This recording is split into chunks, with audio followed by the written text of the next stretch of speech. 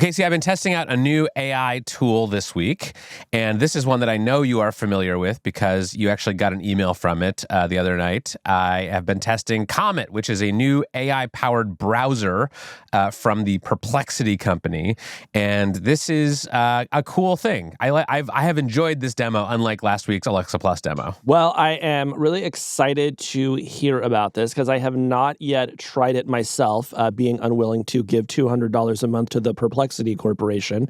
But I understand that you have been having some interesting experiences, and I want to get into them. Yeah, so this is a sort of genre of product that has been very interesting to watch over the last year or so. There have been a number of different companies that have tried to sort of build the AI tools that they're making right into the experience of using a web browser. So we've had Microsoft Edge has Copilot built into it now. There's this product Dia from the browser company. Google has its own sort of Gemini integrations into Chrome, and OpenAI is reportedly thinking about launching a browser. So this is like really a hot product category.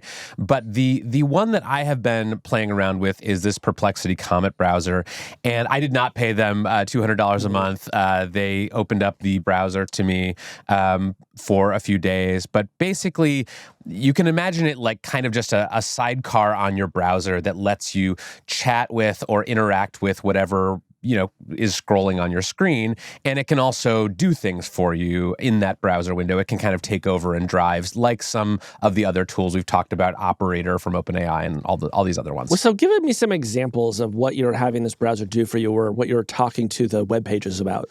So sometimes it's just like summarize this. Like it's, I was trying to read this article the other day that was like 15,000 words long, and it was super long, and I was just never going to get through it. Oh, usually you're talking about the most recent edition of Platform, right? Yes. So, yeah. Yes. And so I just said summarize, and it sort of opens up the little side panel, and it gives you a summary. Pretty good. I didn't find any hallucinations or errors in it.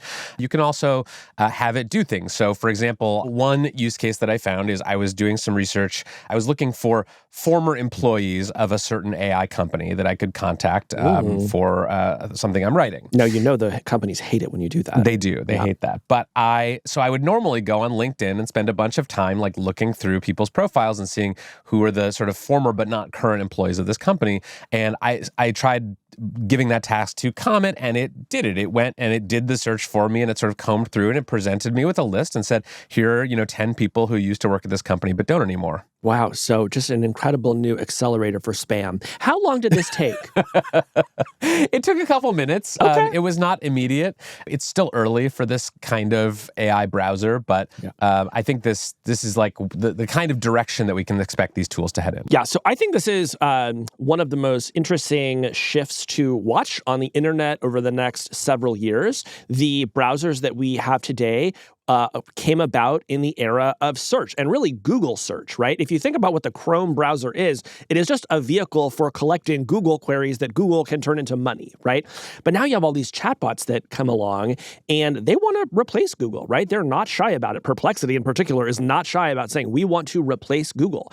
And if you're serious about that project, you do want to build your own web browser, because rather than rely on Google to somehow get a user to Perplexity, you would rather that they just start there. So I get the strategy. At the same time, my view is that these chatbots represent this kind of new, more extractive version of the web. Whereas in the previous era, as imperfect as it was, and Lord knows it had its problems, it would still deliver eyeballs to web pages, which turned into money for companies other than Google.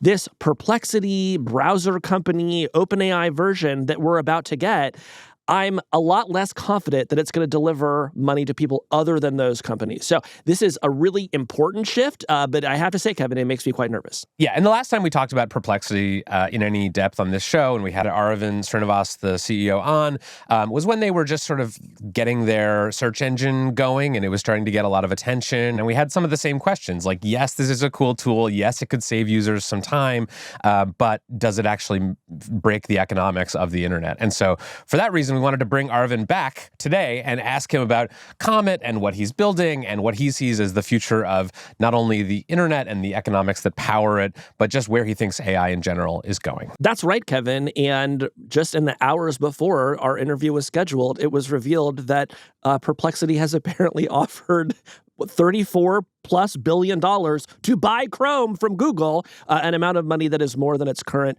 valuation. So that raises some interesting questions, and I'm excited to talk to Aravind about them. Yes, let's bring him in. Aravind Srinivas, welcome back to Hard Fork. Thank you for having me here, Kevin, Casey. So the last time we had you on was in early 2024, and we were talking about your efforts to go up against Google with your AI search engine. Now you're going after Chrome in multiple ways, one of which is the release of your own Comet browser. So talk to us a little bit about the strategy there. Why did you decide to build a browser, and what are you hoping it does? Yeah, so Comet is not yet another browser that we built just because we have a search engine and we needed a browser for its distribution. We think of Comet as leading to a true personal assistant that can be an agent for you and actually take actions.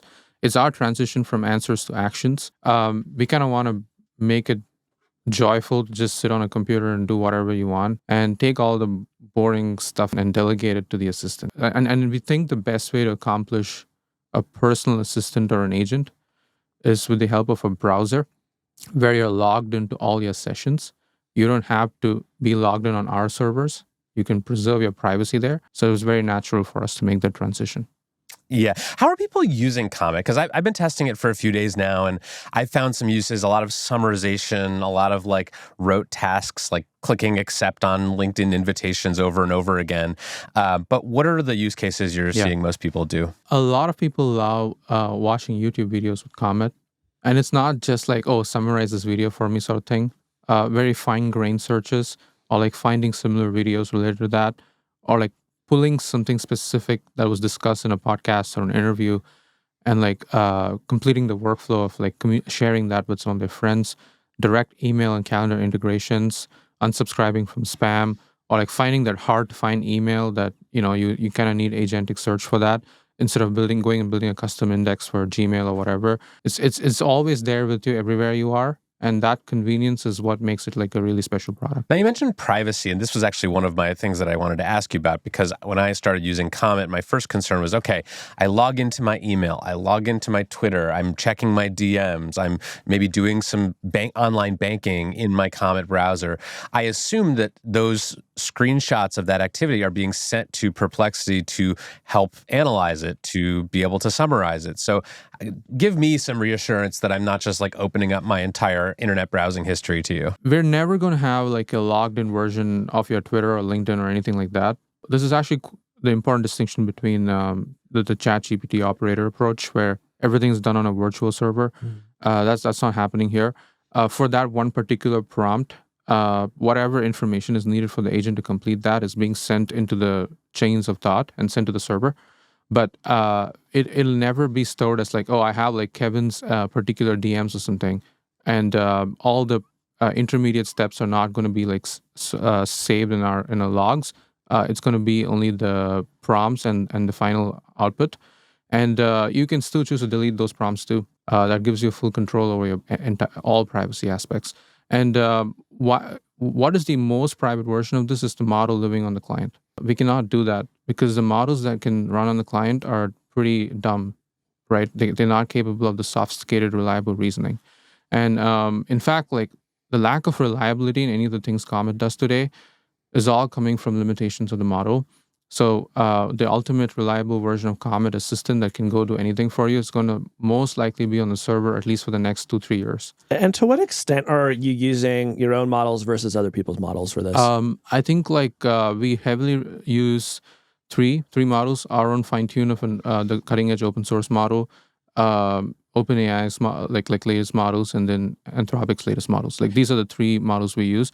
What extent keeps changing over time. How do you think you can win here if you're not building the underlying model yourself? Well, one thing we are consistently seeing is no one seems to have an edge in being the number one here in the model race. And like 4 or 5 players constantly competing for the best agentic capabilities, instruction following. And the good thing is they're all hill climbing on exactly the same benchmarks. So that all their models end up being completely undifferentiated, which is essentially the necessary criterion for it being a commodity. And who benefits from that is us. Because like we can get to take that, and the prices are constantly getting lowered. Like GPT-5 is cheaper than the previous agentic model. And then that just benefits us. And we want to play the game on like how to orchestrate all these different models and give the world-class end user experience, where there's so much more harder challenges we're solving outside the models, which is the browsing functionality, controlling the browser, parsing the relevant information, orchestrating all these different tools together, building eval sets internally for like how agents can be made reliable. We think there's like a lot of problems to solve there that like we would rather not focus on these things. All right, so let me just pin you down on this one point. Is what you're saying that in order to build the sort of winning AI browser, it's not really about the underlying quality of the model, because those are just mostly going to be commodities. It's really just a product problem, and you think Perplexity will build the best product? I think so. There's some nuance to your statement, but I largely agree with this. Okay. You still need some auxiliary models to do the right classification, to route to which model, or like it depends on which kind of task. How's the agent structured for those kind of domains? So we will be doing stuff like that. We will not be like having 100 GPUs without like tens of thousands of GPUs. We'll not have a million GPUs. Yeah. Okay, let's talk about another way in which you are going after Google and Chrome. The Wall Street Journal reported this week that Perplexity was making a $34.5 billion unsolicited bid to buy Chrome from Google.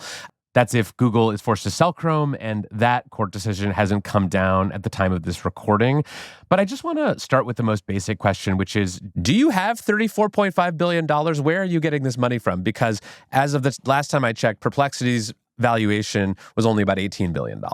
Okay, fair question. So no one has the money in hand to make like, such a large bet like this, right? So before we made the bid, we obviously talked to 3 or 4 investors and asked them if they'd be willing to back us, and they all said yes, right? So it's not like they already wired the money to me and it's all ready to go, because the reason they haven't wired is like no one even knows if Google will be forced to sell it. It all depends on the judge's ruling. But we placed a bid so that in case the judge rules in that sort of fashion, Google at least knows that there's one interested buyer. I've read some, analysis of the strategy here, and one person I was reading said that one argument that Google might make in the antitrust trial is you can't make us spin out Chrome because no one would buy it. And with you guys coming forward and saying, "Oh no, we'll buy it," this is kind of a thorn in Google's side, because now there's actually an established market price out there. Is this sort of your effort to convince the judge, hey, like this actually is an avenue that you should pursue? We're not saying this should be the ruling. We rather say in case this is a ruling, like we're here. Like if you're going to make the ruling with the assumption that there's going to be no buyer, that's not true anymore. But we're not pushing you to make that sort of ruling. You make your ruling based on multiple other perspectives you have. It would be good for the world if there was a neutral browser that had the distribution. Aravind, I've heard some people saying that this is just a marketing stunt, that you're just trying to get attention by making these headline-grabbing bids for Chrome, and before that, you also bid for TikTok when it looked like it might be sold. So for the people out there who think this is just Perplexity trying to get some attention by doing these stunts, they have no real intention of buying Chrome here. What do you say? If the judge rules that Chrome should be sold, like we will buy it. Like, period. And if people think like even I could have placed a bid, like no, you cannot place a bid. You don't have a browser even. You don't know how to run a browser. You don't know how to put AI in it. You don't know how to make agents work. We know all that. We have a pretty talented team who actually understands Chromium pretty deeply. We'll still commit to hiring people who want to just work on the open source Chromium project. It's a pretty serious bid. The reality is it's unlikely to actually be the case that the judge would force them to sell Chrome. And even if the judge forces them to sell Chrome, they're going to appeal it and it's going to take 2 years. Yeah. So let me be clear that for this to actually be in effect, it's going to take a lot of time. But you wouldn't lose 100% of the shots you don't take. So you have to at least give yourself a chance to get it in case there is even a 1% chance that Chrome is forced to be separated out from Google. We got to ask you about something else that came up in the news related to Perplexity recently. 2 weeks ago on our show, we had Matthew Prince, the CEO of Cloudflare, on to talk about the approach that company is taking to try to protect publishers from unwanted AI scraping and crawling on their websites. At the time, he didn't name any names of AI labs that he thought were not being good actors. But then a few days later, Cloudflare came out with a blog post singling out Perplexity for stealth crawling, essentially using spoofing technology or proxies to essentially disguise the fact that your user bots were out there crawling people's websites. What is going on there, and are you doing that? No, we're not doing that. And we already responded to the erroneous blog post that they wrote with a pretty limited understanding of the subject, where they don't distinguish between what the crawling bot Perplexity bot is and what Perplexity user agent is. Uh, and there are like two ways of using Perplexity. One is like you just ask a query, and whatever the bot has already crawled is going to be used as sources. But there's another way of using Perplexity in a more agentic fashion, where you can say, "Hey, go do this task for me." Where go to Edgar, read all these pages, and come back to me and tell me like what the compensation of the top CEOs are. Where it's actually going to open these tabs as either in a headless session or on your client. In the case of Comet, read them and give you the answer. So that's a Perplexity user agent. It's literally like a user delegated an AI to open these tabs, just like how a human would on Chrome. And this fundamental lack of understanding between what a user agent session is and what a crawling bot on the server is pretty honestly astonishing to me. That how would you run a company like Cloudflare that's supposed to protect people from bots when you don't even know what a bot is? And he, moving aside from the blog post, he's basically playing a trick on people where he's trying to say, let me be the new gatekeeper, but under the guise of protecting you all from bots. And he's also going to the AI companies and saying, let me give you the authority to crawl and you pay me for that. He's going to the publishers and say, let me protect you from the AIs. He's basically trying to be the new gatekeeper. I would even just say it's like essentially trying to be a person who controls what the public sees in the media. But instead of having a media company or buying a media company, he's just going to try to buy the front door to all of them. Let me just slow down here and repeat back what I think I just heard from you. So you're saying that what Cloudflare and Matthew Prince saw as Perplexity evading some of these guardrails that were meant to prevent AI robots from crawling certain websites was actually users of Perplexity, not Perplexity, the company, who were making queries or using the Comet browser to go to these websites, and that those show up to a service provider like Cloudflare as two different kinds of bots. That's right. And by the way, it doesn't even have to be on Comet. There's a mode of Perplexity called Labs or Research, where you just have a headless browsing session running for you. So let me point out what I think Matthew might say if he were here, which is that in a world before you had these user agents and people had to do the browsing for themselves, they would visit the web pages. They might see an ad on that web page. They might buy a subscription on that web page.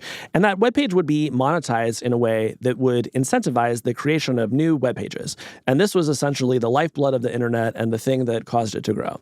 So in a world where we move toward Perplexity user agents doing all the browsing on our behalf, and of course other AI companies are going to do the same thing, there is no user to look at the ad. There is no user to buy the subscription. The lifeblood gets drained out of the web.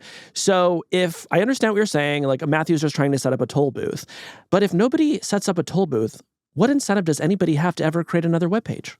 Well, here's the thing. There are two aspects here. One is you're talking about the creators. No, there are two types of creators.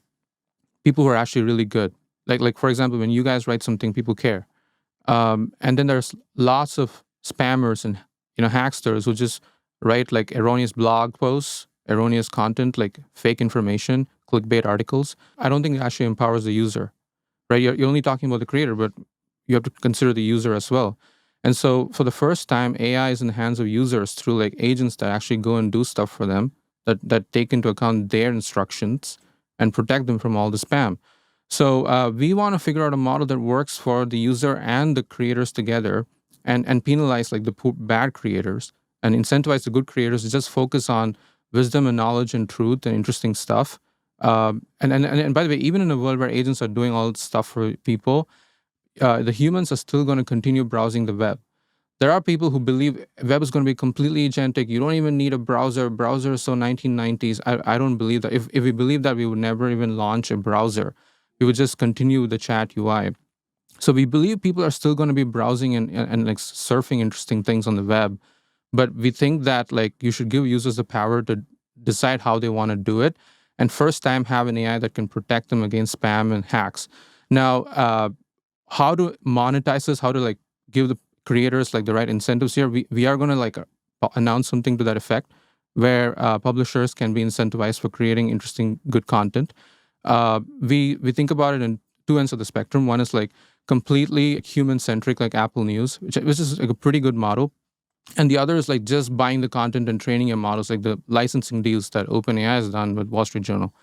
I think you want to be somewhere in between where you do want to like say, okay, like there's going to be some elements of AI here. It's not just going to be humans. And so you don't want to just build an Apple News-like model, but it's going to be closer to Apple News with some protections for users to like say they can have AIs also read those articles and the publishers get rewarded. So that's the thinking today we have. And like that's how I'm thinking about it. So you say that you think that people are going to keep using the web. That's music to my ears. I would love for people to keep using the web. If we didn't believe that, we wouldn't have built a browser. I believe you on that front. When we have seen data from third-party estimates, it seems like that AI systems send far less traffic to websites than Google does today. Yeah. So what is giving you the confidence that the web still thrives in a world where referrals are cratering? My first point, which is basically that if you can delegate the boring things, the things that you don't want to be doing to the AI, you're just going to spend time surfing on things you actually want to be doing, actually want to be reading. And then that puts the incentive on the creator to actually create really interesting, high quality stuff. You can even charge even higher because people have more time. So if they're going to come to you, they're coming to you out of their own will, so they'll be willing to pay for it even more. Now, there are like a lot of unknowns here on how it's actually going to roll out. But my belief is that the ones who have built a reputation and a brand for saying correct things that stand the test of time are going to be able to charge even more for their content. Aravind, I'm curious what you think the future of the internet looks like. You've said that you see a future for the internet. That's why you're building a browser. My hunch is that this sort of era of having AI agents go out and like use a browser for you is sort of a kludge, is sort of a stopgap measure, because that is not the way that AI agents like to get things done. They like to talk through APIs. They like to talk directly to the underlying service or software, not like go click a mouse around on a screen. So eventually my sort of hunch is that there will kind of be a parallel internet for AI agents, and maybe they'll, be running on their own services and using their own crypto, transactions or whatever to buy things. But tell me why I'm wrong here. Are you of the belief that we will just have one internet and that both AIs and humans will be using it? Well, even in the current internet, there are a lot of things that happen that are not running with an actual front-end interface that a human consumes. And that's the whole point of building APIs. Sure. And that's going to be applicable even for agents. But there are also people who will never build APIs. Like, for example, I wouldn't assume that an e-commerce giant like Walmart or Amazon would just be disintermediated with an API for an AI. Right. Because they still monetize on many other aspects. And just because Notion or Linear, these kind of like SaaS tools have like MCPs, doesn't mean they're just going to shut down and just be consumed by people through a chat UI. Like, people will still do work on there. People will still watch YouTube videos. People will still go read your articles on New York Times platform or whatever, right? And while you're doing that, you're still going to take help of an AI sometimes. Like for example, on X, I basically cannot scroll through X without having an AI with me right now, because I don't even know what's true and false anymore, right? And I don't fully trust what Grok says, because Grok sometimes is wrong too, as we've seen, right? So that's kind of why I believe there is a world where like the AI and human being part of one internet drives the internet to be even more like wisdom and truth seeking. That's the future we want to help create, and give back time to like do things that you enjoy. Personally, myself and like just our company fundamentally like values this truth or wisdom seeking aspect and wealth. My own upbringing is sort of similar to that, where my parents like still till today don't actually care about all these valuations. They're like, my mom still is like, your answer is wrong. So it's good to know that no matter how successful you get, your mom will always give you the real talk. Yeah, she's always like, I got this in Google, but your thing doesn't work. And do you like escalate that to your engineering team? You're like, we have of course. a P0 here. Arvind's mom is mad. I'd bring mom into Slack, just let her talk to the engineers directly. All right, Arvind, thanks so much for stopping by. Thanks, Thank you. Arvind. Thank you, Kevin. Thank you, Casey. Hey, that's the end of this clip. If you liked what you saw, head on over to our page and subscribe, and you can get the full podcast. We do a show like this almost every week on tech and the future. Head on over there now and subscribe.